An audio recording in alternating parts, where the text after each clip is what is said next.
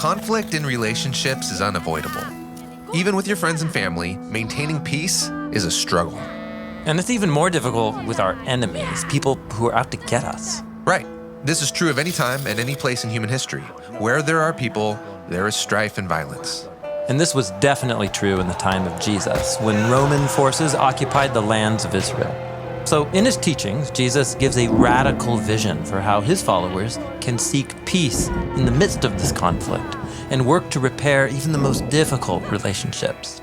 Jesus is an Israelite, and he believes that God's wisdom for relationships is found in the covenant laws given to ancient Israel.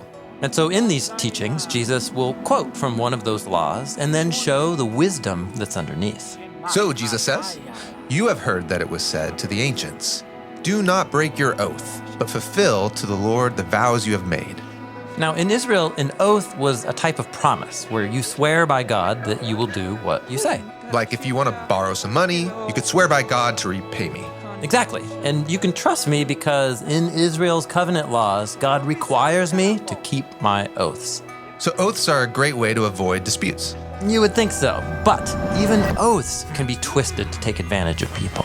For example, what if I swear by God's temple that I will repay you? Well, I know the law requires you to honor your oath, so it's a deal.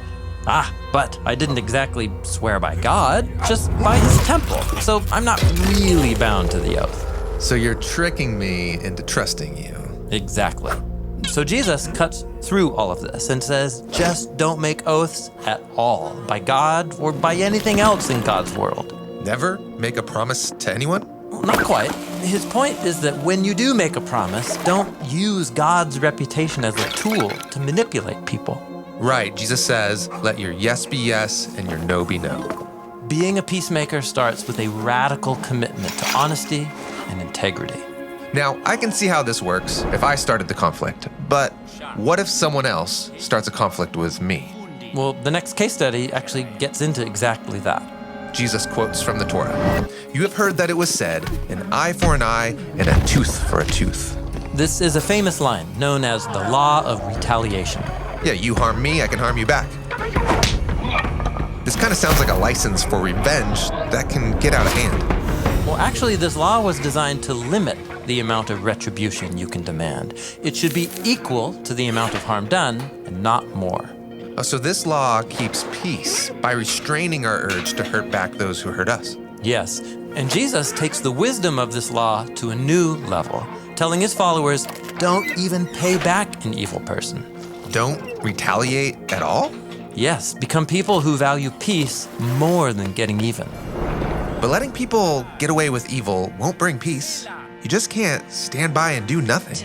Hold on, Jesus doesn't say do nothing.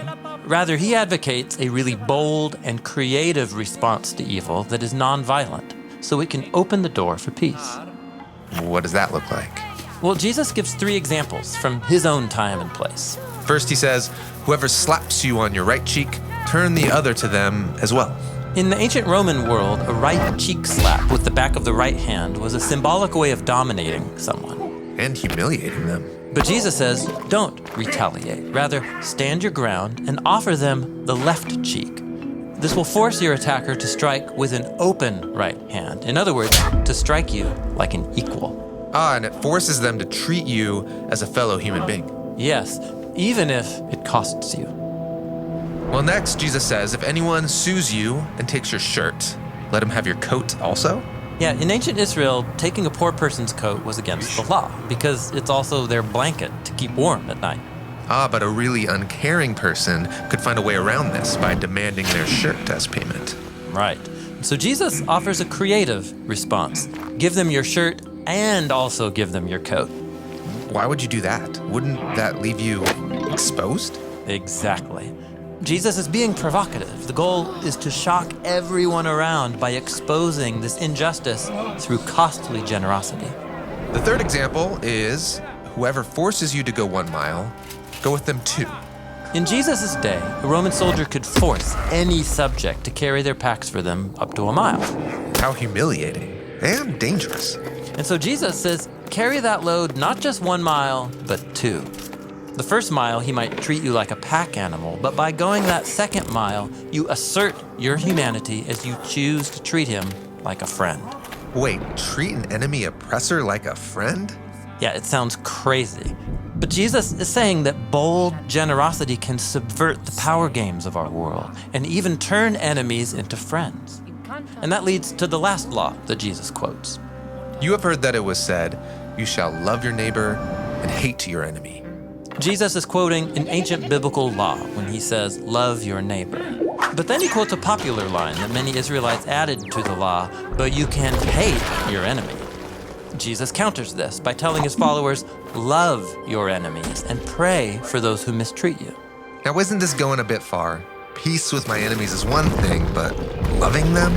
Yes, Jesus seems to think that true peace is only possible when we treat every human as if they have ultimate value, which means that even my enemy is a fellow image of God. But how am I supposed to love someone who hates me? It's hard enough to love the people that love me. And our love for our friends and our family is a good thing. But for Jesus, that is just the starting point. He challenges his followers to share that same love outside our circles of comfort. And he holds up God's indiscriminate, generous love as the model. Jesus says, God causes his sun to rise on the evil and the good, and sends rain on the righteous and the unrighteous. The call is to become peacemakers who are inviting others in, working to mend broken relationships at every level in our communities. It really is a radical way to live. Yes. Jesus calls it becoming complete when he says, be complete just as your heavenly Father is complete. It means imitating God's generosity to both friends and enemies, because for Jesus, creative love is the only pathway to real peace.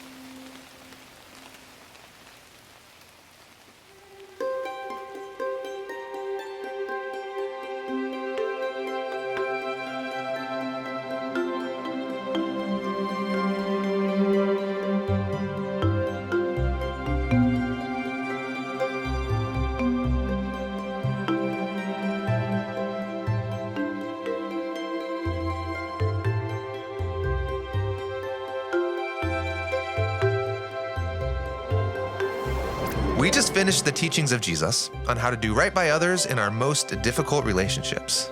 Next, Jesus will explore the problem of religious hypocrisy and how it can ruin even our best attempts to honor God.